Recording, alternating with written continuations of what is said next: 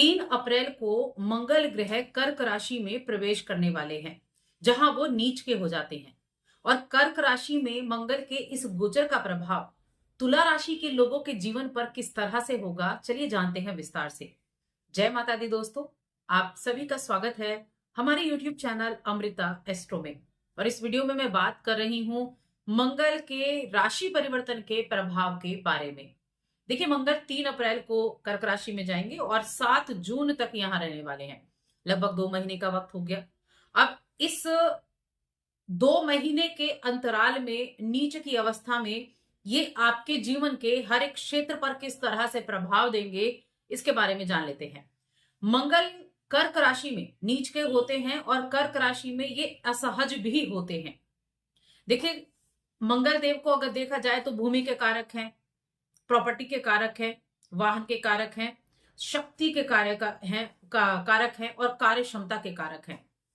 मंगल देव को देखिए, अगर हम देखें तो हमारी जो शारीरिक ऊर्जा है, हम उसे किस तरह से व्यक्त करते हैं, ये मंगल पर निर्भर करता है। मंगल अच्छे हैं तो हम बड़े एक स्पोर्ट्स पर्सन हो सकते हैं, या मंगल अच्छे हैं तो हम हर एक चीज को लेकर हमारे ऊपर जुनून भी हो सकता है। और हमारी कुंडली में मंगल का मजबूत होना हमें ऊर्जा से भरपूर करता है, हर एक चीज के प्रति हमें प्रेरित करता है। मंगल अच्छे नहीं है तो व्यक्ति लड़ने वाला, झगड़ालू किस्म का होगा, आक्रामक होगा, क्रोधी होगा। इस तरह मंगल जो है अपनी एनर्जी को विस्तार करने का तरीका देखते हैं, कैसी कंडीशन में वो आपकी कुंडली में विराजमान है। अब कर्क राशि में जाना, कर्क राशि क्या चंद्रमा की राशि है जो मन को नियंत्रित करते हैं, तो थोड़ा भावुकता वाली राशि मानी जाती है, बहुत जल्दी भावुक होती है। वहां मंगल जब चले जाते हैं तो बड़े असहज हो जाते हैं। क्यों असहज हो जाते हैं? क्योंकि जो मंगल एक सेनापति हैं, जो सेना का नेतृत्व करते हैं, वो क्या कर रहे हैं, उनको हर एक चीज का नेतृत्व करना है। वो अगर भावुक हो जाएंगे तो चीजों को ठीक तरीके से नहीं कर पाएंगे, चीजों को दबाकर करना होगा। क्योंकि भावुकता में आकर वो क्या करेंगे, एक अलग तरीके से चीजों को व्यक्त करने लगता है व्यक्ति। तो इनका कर्क राशि में जाना भावुक बना देता है, क्योंकि मंगल जो है अग्नि तत्व की राशि है और कर्क वायु, तो ये वायु और जो एक अग्नि हो गई, ये बहुत अच्छा सामंजस्य नहीं बन पाता है। लेकिन जल और अग्नि से बेहतर है। तो यहाँ व्यक्ति भावुकता में आकर काम करने लगता है, भावुकता में आकर निर्णय लेने लगता है। अब ऐसी स्थिति में क्या होता है कि कई बार अपनी भावनाओं के आधार पर जब काम कर रहे हैं तो चीजों में टकराव हो जाता है, हम व्यक्त नहीं कर पा रहे हैं, अंदर ही अंदर चिढ़ रहे हैं, अंदर ही अंदर हमारे एक तो होता है ना कि एक तो हमने जो हमारे अंदर था वो हमने बाहर निकाल दिया। एक है जब हम भावुक हैं तो सामने वाले को बुरा ना लग जाए तो उस चीज में आकर निर्णय लेते हैं, तो अंदर ही अंदर चिड़चिड़ाहटपन होना, बड़ा अंदर अपने आप से चिढ़ जाना, तो इस तरह के व्यक्ति हो जाते हैं, रहस्यमयी हो जाते हैं, थोड़े गुप्त हो जाते हैं, चीजों को बहुत ज्यादा खुलकर नहीं कह पाते हैं। तो बहुत सारी नेगेटिव चीजें भी आपको देखने को मिलती हैं। अब तुला राशि के लोगों के जीवन पर किस तरह से होगा, इसके बारे में जान लेते हैं। तो आगे बढ़ने से पहले छोटा सा ही निवेदन है, चैनल पर पहली बार आए हैं तो चैनल को सब्सक्राइब जरूर कर लें अगर अभी तक नहीं किया है।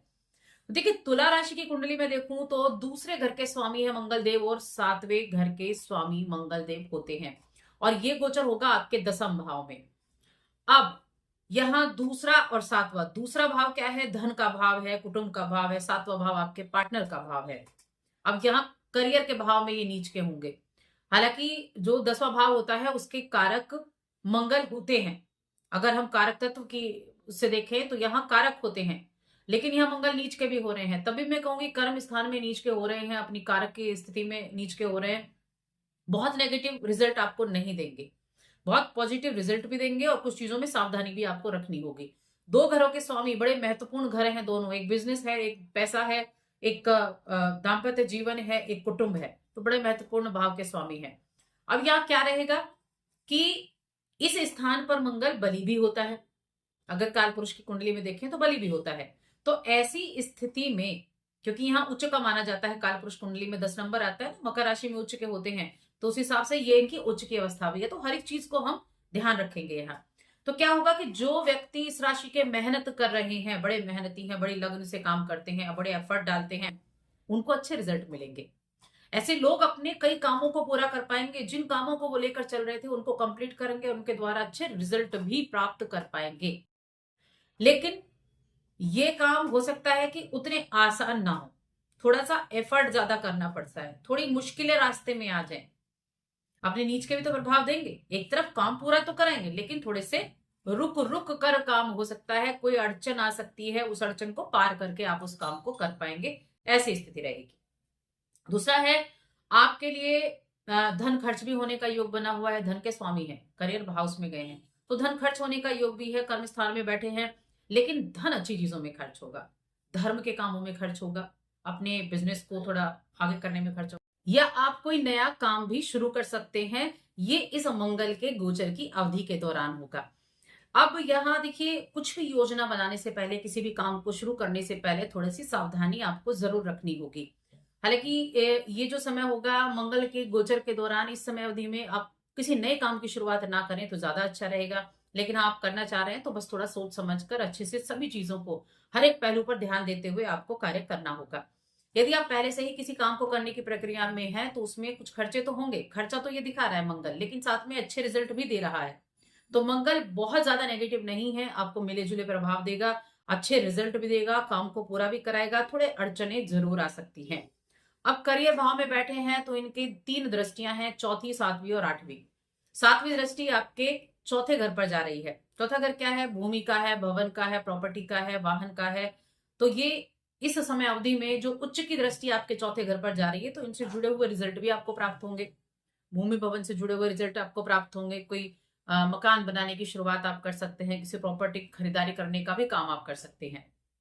साथ में इनकी चौथी दृष्टि जो जाएगी वो आपकी राशि पर जाएगी, तुला राशि है। अब तुला राशि पर जाएगी तो थोड़ा मन में अग्रेशन भी हो सकता है, छोटी छोटी बातों पर क्रोध भी आ सकता है, ऐसी चीजें भी रहेंगी, तो थोड़ा ध्यान रखें।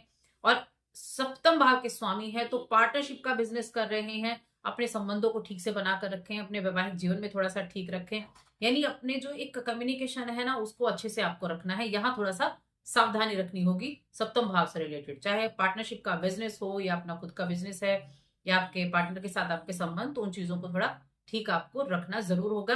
कि नहीं, कुछ ना कुछ बातों में एक दुविधा हो जाना या कोई बात, कोई गलतफहमी पैदा हो जाना, तो इस तरह की चीजें रहेंगी।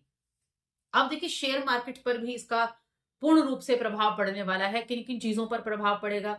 फूड और हॉस्पिटैलिटी के क्षेत्र में ज्यादा प्रभाव रहेगा। अगर इन क्षेत्रों से जुड़े हुए काम कर रहे हैं तो वो अच्छा प्रदर्शन कर पाएंगे। रेस्टोरेंट, कैफे, होटल वगैरह में अच्छा रिजल्ट आपको देखने को मिलने वाला है। पर्यटन से जुड़ा हुआ कोई काम कर रहे हैं, ट्रेवल का आपका काम है, तो उसको अच्छा रिजल्ट आपको देखने को मिलेगा। आप कुछ प्रकृति से जुड़ा हुआ काम कर रहे हैं, नर्सरी वगैरह इस तरह की चीजें हैं, तो उनसे भी अच्छा रिजल्ट आपको देखने को मिलेगा। तो इस समय शिपिंग और ट्रेवल, ये दोनों बहुत अच्छे रिजल्ट देंगे। अब किसी केमिकल चीज से जुड़े हुए हैं, केमिकल की कंपनी में काम कर रहे हैं, केमिकल चीज से हैं, तो वो भी ठीक रहेंगी। यहाँ देखिए, फैशन से जुड़ा हुआ, वस्त्र उद्योग से जुड़ा हुआ, कॉस्मेटिक उद्योग से जुड़ा हुआ, इनमें थोड़े मुनाफे की उम्मीदें यहाँ ज्यादा बनी हुई हैं। या हस्तशिल्पकार, शिल्पकार हैं आप हैं तो अपने सामान ऐसी चीजें करते हैं, आप मूर्तियां बनाते हैं, आप लेखक हैं, आप कुछ ऐसी चीजें बनाते हैं, तो ये चीजें ज्यादा सामने निकल कर आएंगी इस समय अवधि में। अब बात करते हैं स्टॉक मार्केट पर क्या रहेगा। तो मंगल से संबंधित क्षेत्रों में विकास होगा, और किसी तरह सॉफ्टवेयर से जुड़ा हुआ या सूचना से जुड़ा हुआ जो काम है उनमें थोड़ी मंदी देखने को मिलेगी। तो इस तरह के उतार चढ़ाव की स्थिति बनी रहेगी। इसके अलावा उपाय आपको क्या करने हैं? तो देखिए, मंगल के उपाय अगर मैं आपको बताऊं तो जो व्यक्ति संतान है उनकी किसी ना किसी तरह से मदद आप कर सकते हैं, या फिर आप हनुमान जी की आराधना भी कर सकते हैं। हनुमान जी की आराधना करना भी अच्छा रहेगा। हनुमान जी को बूंदी का भोग लगाएं, चूरमे का भोग लगाएं, उसे आप दूसरों को भी बांटें, खुद भी ग्रहण करें। तो इन उपायों को आप कर सकते हैं। बस आज की इस वीडियो में इतना ही। वीडियो कैसी लगी हमें कमेंट करके जरूर बताएं। जय माता दी।